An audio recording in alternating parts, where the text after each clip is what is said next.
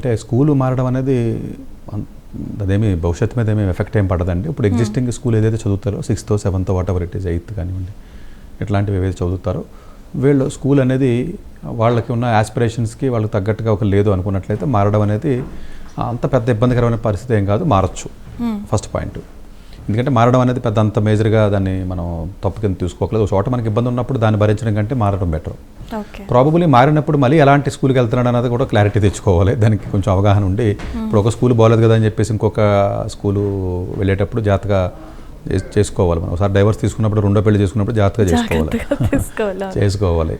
So ఇట్లాంటి కొంచెం జాగ్రత్తలు తీసుకుని జనరల్గా మీకు ఈవెన్ 4th 5th క్లాసుల్లో మారచ్చు, లేకపోతే ఈవెన్ 6th 7thలో మారచ్చు, 8th మారచ్చు, అది పెద్ద ఇబ్బంది లేదండి. ప్రాబబుల్లీ 9th నుంచి 10thకి మారడం కొంచెం ఇబ్బంది.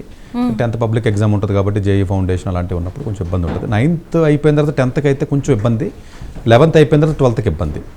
మిగిలినటువంటి స్కూల్స్ చేంజింగ్ ఆప్షన్ ఏదైతే మీకు ఉంటుందో అది జనరల్గా మీరు చేయొచ్చండి.